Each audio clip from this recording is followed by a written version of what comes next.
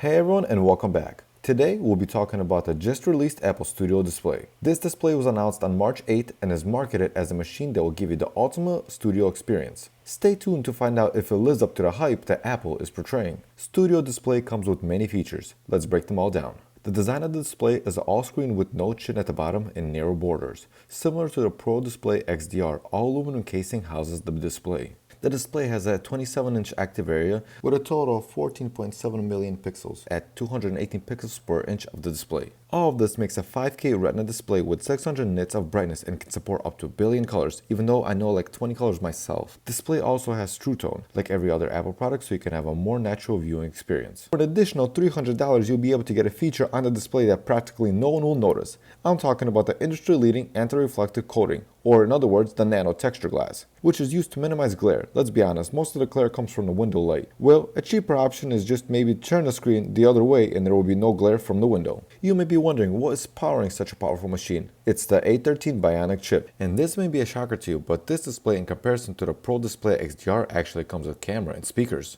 There's a 12 megapixel ultra-wide camera, which in simple words is the same camera that's on iPads. Another feature they took from the iPad and placed in the display is center stage, which means this is the first Mac with a center stage feature. And watch this be the selling point when advertised. In addition, next to the camera, there's a 3 mic array, which is supposed to make your video calls crystal clear. Moving on to the speakers. The display features 6 speaker sound system. It has 4 canceling woofers and 2 high-performance tweeters. And because this is running on Apple Silicon, it should be able to process multi-channel surround sound and support spatial audio. Let's be honest, until we don't get our hands on the display, we won't be able to tell if it lives up to the hype. Hoping for the best, but at the same time don't want to be disappointed. We know that Apple likes to be extra with some features. Well, this time they may have been a little extra with the stand because it comes in 3 different stand options. The first stand lets you tilt the display from 0 to 30 degrees. Basic stand that can be found in a new 24-inch M1 iMacs. Second stand is more advanced and has adjustable height and tilt, but will come at a cost of additional $400.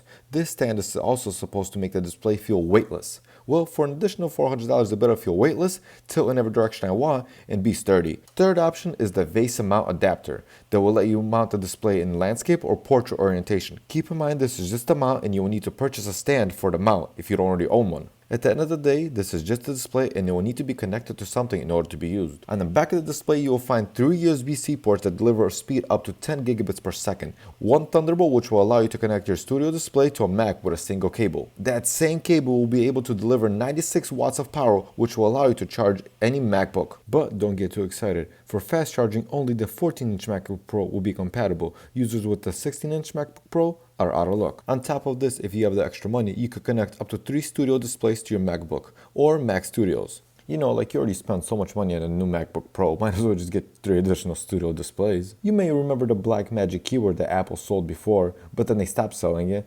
Now it's back, and it comes with Touch ID, and it will cost you only $199. But you can't use it without a Magic Mouse or trackpad. Don't worry, Apple got you covered. They also restocked the Magic Mouse in black color that will be sold for $99, and a black colored Magic Trackpad that will be sold for $149. All of these accessories will complete your perfect look for the studio's display. As a closing line of the presentation, we get from Apple that the display is being designed to minimize its environmental impact and uses 100% recycled rare earth elements and is free from numerous harmful substances. Overall, this is just a new studio display that comes with 5K Retina display and features that were borrowed from other Apple devices. Is this display worth it? Well, that's up for you to decide. Leave it in the comment section below. Do you think it's worth it or do you think it's overpriced?